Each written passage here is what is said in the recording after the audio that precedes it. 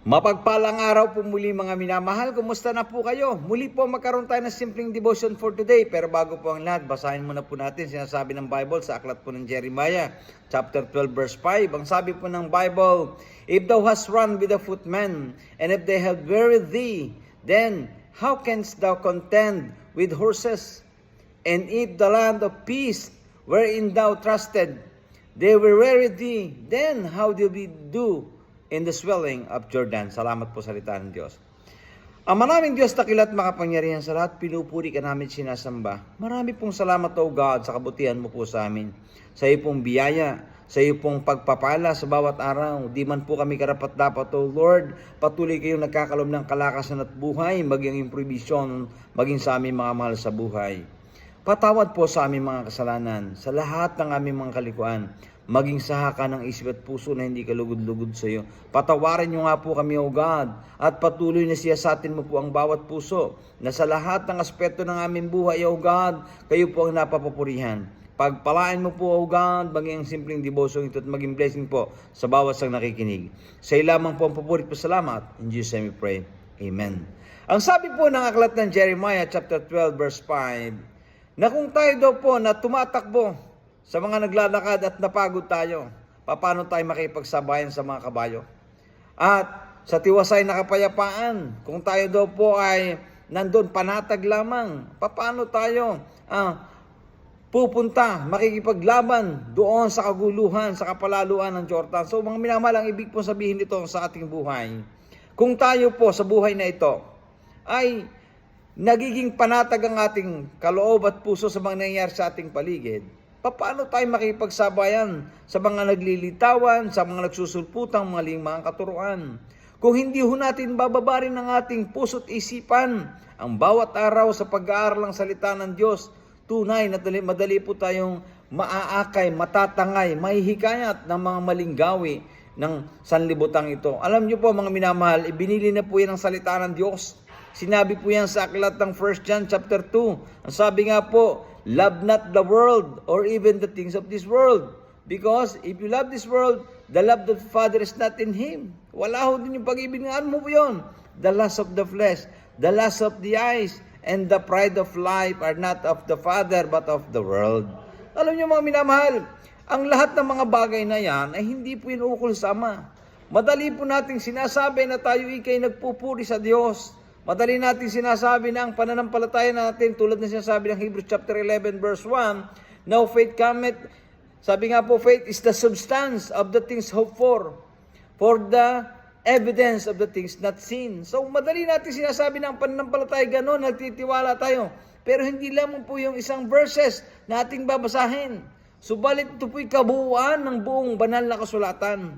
Kinakailangan mga minamahal, ibababad po natin ang ating mga sarili sa salita ng Diyos sa bawat araw ng ating mga buhay.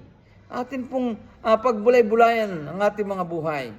Gaano ba kahabang oras ang ating ginugugol upang mas maunawaan po natin, mas makilala po natin ang Diyos? Ang dali po ng hatak ng social media, ang dali nating makita ang mga nangyayari sa ating paligid. Pagbukas mo pa lang ng cellphone, ng iyong computer, ang daling pumunta sa Facebook, hindi mo na mamalaya na mahabang oras lang nakakain sa atin. Subalit ang sinasabi po ng Biblia, huwag mong ibigin ang mga bagay na sa sanlibutan, sapagkat ang mga bagay nito ay against po sa kalooban ng Ama.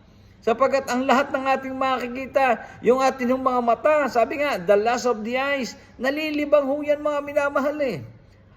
The lust of the flesh, yung mga ninanais natin.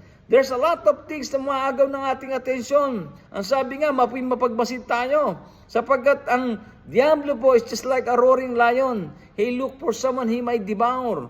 Kaya nga maging sober po tayo, maging vigilant, maging mapagmatsyag, mapagmamasid, pero hindi natin ho yan maunawa at makikilala kung tayo po mismo ay lihis at sa kalooban ng Diyos ang ating mga ginagawa sa bawat araw.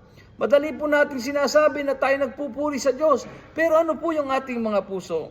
Madali nagpupuri ang ating mga bibig, subalit sabi nga ng Panginoon, ang mga taong ito'y nagpupuri sa kanilang mga bibig, subalit ang kanilang mga puso ay malayo sa akin.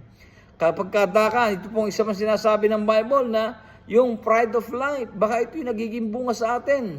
Kanya mga minamahal, tayo po ay patuloy na magbabad sa salita ng Diyos sapagkat hindi ho natin kaya makipagsabayan sa mundong ito kapag dumating na yung mga tinatawag nating pagsubok, mga kapighatian. Magagawa pa ba natin ang Diyos ay papurihan? Magagawa pa rin ba natin na kapag tayo dumadaan na sa maraming mga persecution, masasabi pa rin ba natin na tayo ay tunay na sa Diyos? Opo mga minamahal, we should encourage one another. Ang sabi ho ng Biblia, search the Scripture, in that you know you will have eternal life, in that you will testify of me. Ang sabi po ng Biblia. Saliksikin daw po natin ang banal na kasulatan. Opo, ang salita ng Diyos po ay masakit. Sapagkat ito magmumulat sa iyo at magmumulat sa akin, magtutuwid ng ating mga buhay. May mga bagay na ang hirap pong i-give up kung pagbabasihan po ang ating mga emosyonal na pakiramdam. Subalit ang salita ng Diyos po buhay, makapangyarihan, magkabilay talim po ito, nasusugat sa iyo at susugat sa akin. Subalit sa patuloy nating pag-alam ng katotohanan, dito lamang po tayo magiging malaya. Kanya mga minamahal, wag ho nating i-focus ang ating mga buhay ukol sa mga bagay na sanlibutan ito. Lahat ho ng meron dito ay matutunaw. Lahat ho maging ng ating ginawa ay susunugin. Pagbabasihan ho yan kung ang mga ginawa ba natin ay may kibuluhan sa harapan ng Diyos. Ang lagi po nating sinasabi mga minamahal, ang sinasabi ng Book of Ecclesiastes chapter 12 na for the conclusion of the whole matter is this: fear God and keep His commandment. For this is the whole duty of man. The whole duty of man is matangkod tayo sa Diyos. Sundin natin ang Kanyang kautusan sapagkat magsusulit po tayo ng ating lahat ng ginawa, mabuti man o masama. Kanya mga minamahal, wala ho bang ibang paraanan upang tayo po ay matuto, upang tayo po ay mahinog, ika nga, kundi sa pamamagitan lamang ng salita ng Diyos. Saliksikin po natin ang banal na kasulatan sa bawat araw ng ating buhay. Bago tayo lumapit sa kanino mang tao na humingi ng payo, na humingi ng advice, lumuhod po muna tayo. Manalangin tayo sa Diyos. Basahin po natin ang Kanyang salita. At doon, makikita po natin at masusumpungan ang kaunawang ipinagkakaloob ng Diyos na kahit kailan, di niya po tayo susumbatan. Na kahit kailan, makakatagpo tayo ng kapahingahan po sa Kanya. Opo mga minamahal, wala pong ibang kaparaanan upang tayo po'y guminhawa, ang ating pong pakiramdam, ang ating pong relasyon sa Diyos ay ma-improve, kundi sa pamamagitan lamang po ng salita ng Diyos. Ito po ang nararapat natin gawin sapagkat hindi natin pwedeng makipagsabayan, sabi nga ng Book of Jeremiah, sa mga kabayo kapag tayo ay napagod na. Kanya, ang kapahingahan po sa Diyos, ang kalakasan po sa Kanyang nagmumula. At ito lang yung paraan upang ma-overcome po natin ang mga bagay na sanlibutan. Kapag minahal natin ang mga bagay na sanlibutan, mamimislead na po tayo. Lalayo na po ang kalooban natin sa Diyos hanggang sa maramdaman mo na lamang na tayo kinain na po ng kasalanan, na kinain na po tayo ng mga consequences nito at hindi na po tayo muling makabangon pa. Kanya mga minamahal, sa simpleng paalala ng salita ng Diyos, opo, ang pananampalataya po ay binibigay po sa atin ng Diyos, pero hindi po tayo lalago, kundi sa pamamagitan lamang ng ating pong pagbabad ng ating sarili sa salita ng Diyos. Sapagkat, sabi nga po ng Biblia, faith cometh by hearing, and hearing by the word of God. Wala pong ibang kaparaanan, sapagkat ang magtuturo po lamang ng kaunawan sa atin ay walang iba kundi salita ng Diyos. Yan po hindi sa pamamagitan ng mga gifts na ay ang galing ika nito, may gift. Hindi po. Simple po ang sinasabi ng Biblia. Kung mahal mo ako, susundin mo ang aking mga utos. At ang utos ng Panginoon, sabi po ng Joshua 1:8, ang aklat ng kasulatan ay huwag mong mahiwalay sa iyong labi. Sa halip, pagbulay-bulayan mo ito araw at gabi, at nang sa gayon, masunod mo lahat ng nakasulat dito, at nang sa gayon, magtatagumpay ka sa lahat ng iyong mga lakad. Napakasimple po na sinasabi ng Panginoon. Basahin po natin ang Kanyang kautusan at maunawaan po natin ang kalooban niya sa ating lahat. Nawa, pinagpala po tayo ng salita ng Diyos sa araw na ito, tayo po'y manalangin. Ama naming Diyos, banal at makapangyarihan sa lahat, salamat po o God sa pag-ibig mo sa amin. Kung paanong kami nga po o God ay pinagkalooban mo ng iyong banal na salita. Ito po, O God, ay patuloy nagmumulat sa amin. Maunawaan po namin, Lord, kung gaano kami karumi sa iyong paningin. Sa kabila ng mga kasalanan ng amin nagawa, minahal mo kami, inibig mo kami, O God.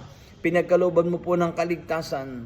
Salamat po, Lord, sa pag-ibig mo sa amin, na hindi po inalintana anumang aming abang kalagayan. Dalangin po namin, O God, na patuloy kayo rin po'y masumpuan ng aming mga mahal sa buhay, ng aming mga kakilala, kaibigan, kamag-anak, at dalangin po namin, O God, na wag lang pagmatigasan ng bawat puso, kayo po'y pagbuksan at anyayahan, tanggapin sa bawat buhay bilang Diyos at tagapagligtas. Pagpalain mo nga po ang bawat isa, ito po yung lalapit namin, in Jesus we pray. Amen. Muli po, mapagpalang araw sa bawat isa, and God bless us all. Thank you po.